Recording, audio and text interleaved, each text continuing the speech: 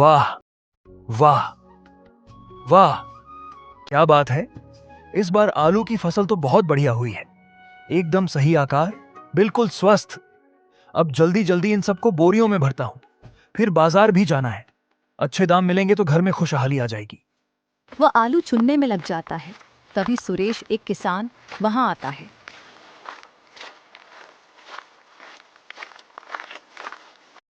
अरे ओ राघव भैया, राघव भैया। अरे सुरेश, आओ आओ, देखो इस बार आलू कैसे हुए हैं। अरे वाह, सच कहा आपने राघव भैया। कितने सुंदर आलू हैं।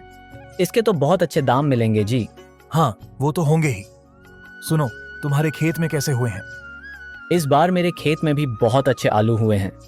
लेकिन असली बात तो ये है कि आजकल बाजार में आलू की मांग बहुत ज्यादा है। ओह, क्यों? अरे पता नहीं, पास वाले गांव शिवनगर से भी तो आलू नहीं आ रहे हैं। उनकी फसल बर्बाद हो गई है, इसलिए कीमत भी काफी अच्छी है। हमारे आलू तो सोने के भाव बिकेंगे। हाँ हाँ, ठीक कह रहे हो।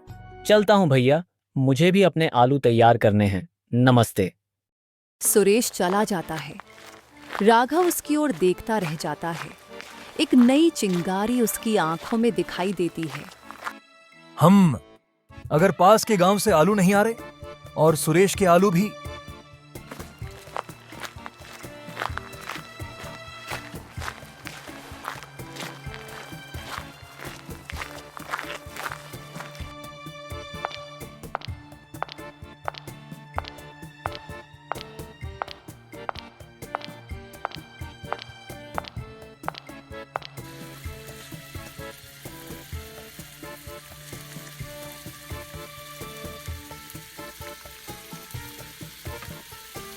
राघव की पत्नी अंजलि रसोई की तैयारी कर रही है। राघव अंदर आता है। उसके चेहरे पर एक गहरी चिंतनशील मुस्कान है। अरे आ गए, आलू बेच कर आए। पैसे कहाँ हैं? अरे नहीं नहीं, आलू तो नहीं बेचे। पर अंजलि, मुझे एक विचार आया है। एक ऐसा उपाय सूझा है जिससे हम एक ही रात में अमीर बन सकते हैं। कैसा उपाय? सपना तो नहीं देख रहे? नहीं, सुनो। बाजार में आलू की मांग बहुत ज्यादा है और पास के गांव से भी आलू नहीं आएंगे। इस पूरे इलाके में आलू के किसान बस मैं और सुरेश हैं। वह अंजलि के पास बैठता है और अपनी योजना समझाना शुरू करता है। अगर मैं और तुम आज रात सुरेश के खेत के सारे आलू निकाल लें और वो सब अपने पास रख लें, तो फिर इस पूरे इलाके में सिर्फ मेरे पास ही आलू रहेंगे। समझी? क्या कह रहे हैं आप? ये तो चोरी है।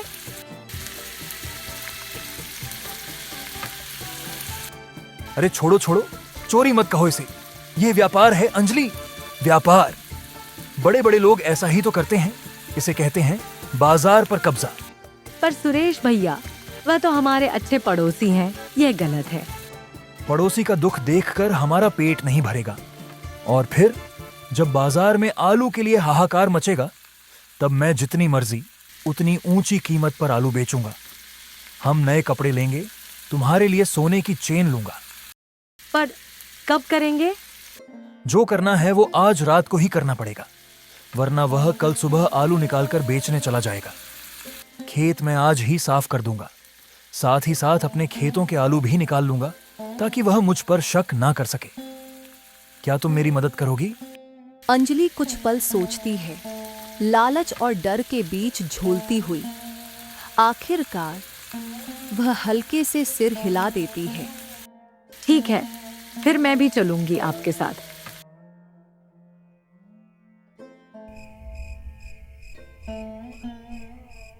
अंधेरी रात है। केवल एक लालटेन की रोशनी है। राघव और अंजलि चुपचाप सुरेश के खेत में काम कर रहे हैं। वह जल्दी जल्दी आलू उखाड़ रहे हैं और बोरियों में भर रहे हैं। चलो जल्दी करो। वो रहा सुरेश का खेत। सारे आलू निकालकर बोरियों में भरने पड़ेंगे। उसके बाद अपनी जमीन के आलू भी निकालने पड़ेंगे, समझी? हाँ, पर जल्दी करो, मुझे डर लग रहा है।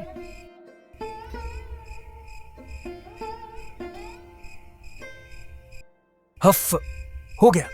सारे आलू निकाल लिए। अरे बाप रे, आलू निकालते निकालते हालत ही खराब हो गई। ये सही कहा है आपने। अब चलो जल्दी से ये सब लेकर घर चलो। वे भारी बोरियां उठाकर चुपचाप खेत से निकल जाते हैं।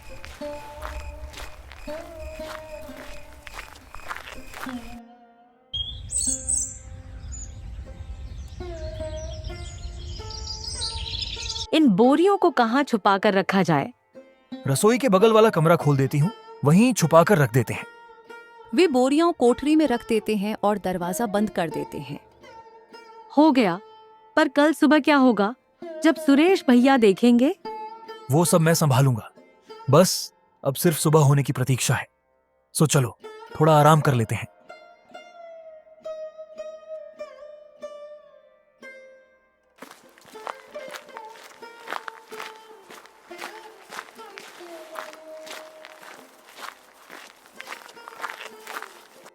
सुरेश अपने साफ किए हुए खेत को देखकर स्तब्ध रह जाता है। उसकी आंखों में आंसू हैं।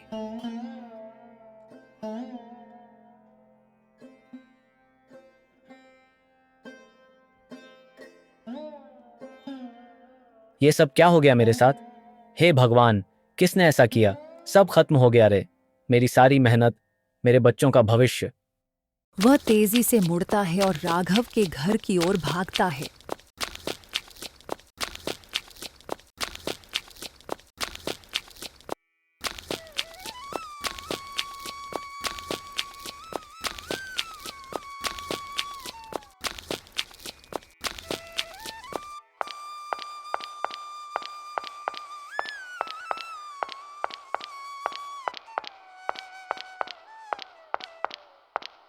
राघव बैठा हुआ चाय पी रहा है। सुरेश रोता हुआ अंदर आता है। राघव भैया, मैं आपका ही इंतजार कर रहा था। देखिए, किसने मेरे और आपकी खेतों के सारे आलू चुरा लिए हैं। क्या? कैसे? ये किसने किया? किसने किया होगा? अरे, हमारे पेट पर लाठी मारी है किसी ने। हमारी इतनी मेहनत की कमाई। वही मैं भी सोच रहा हूं भैया। पर एक बात जरूर कहूंगा, जिसने भी आलू चुराए हैं वह कभी भी सुखी नहीं रह सकता। कह देता हूं मैं, आप देखिएगा। हाँ, जरूर देखिएगा। ऐसे चोर को सबक मिलना चाहिए। सुरेश दुखी मन से चला जाता है। राघव उसके जाने के बाद एक संतुष्ट शातिर मुस्कान उसके चेहरे पर आ जाती है। बाजार में ग्राहक आलू की तलाश में भटक रहे हैं।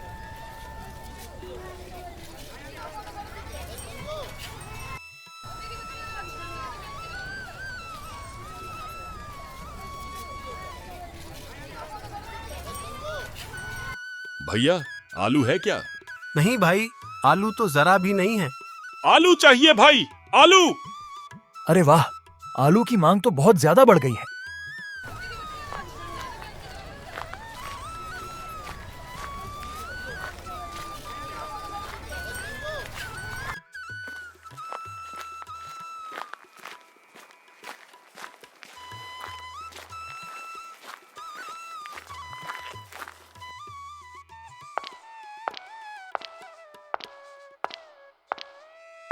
राघव बाजार से लौटकर अंजलि को खबर सुनाता है।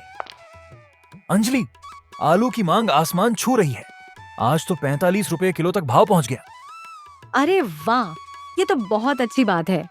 तो क्या आप अभी बेचेंगे आलू? अरे अभी नहीं, और थोड़ा कीमत बढ़ने दो, फिर 1-2 हफ्ते बाद बाजार जाऊंगा। समय बीतता है। राघव दिन भर आराम करता रहता है, अपने सपने देखता रहता है। अंजलि उसे जगाती है। उठिए ना जी, लगभग 3 हफ्ते हो गए हैं आप बाजार नहीं गए। आपने कहा था कि आज जाएंगे।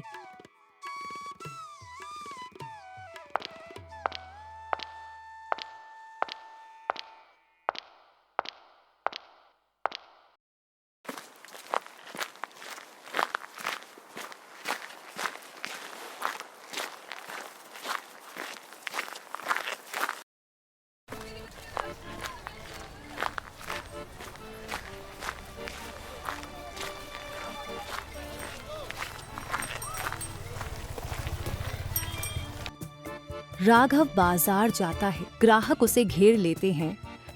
अरे राघव भाई, आप तो आजकल बाजार में नजर ही नहीं आते। क्या आपके पास आलू हैं? जी अभी तो नहीं है, पर लाकर दे सकता हूँ, पर बहुत महंगे हैं। अरे महंगा होगा तो क्या हुआ, तुम ले आओ, हम सब यही हैं। ठीक है, मेरे पास कुछ आलू हैं, मैं घर जाकर ले आता हूँ। पर एक ही भाव है, 70 रुपए।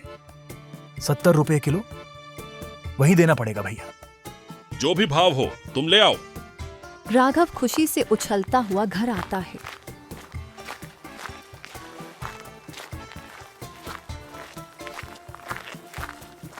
अंजलि, अरे ओ अंजलि, समय आ गया है, कोठरी खोलो और आलू निकालो। 70 रुपए में बेचूंगा मैं, 70 रुपए में। क्या सच में? तो जल्दी जल्दी चलिए। वे कोठरी की ओर भागते हैं। ठीक उसी समय सुरेश वहां आ जाता है। उसके चेहरे पर एक नई आशा है।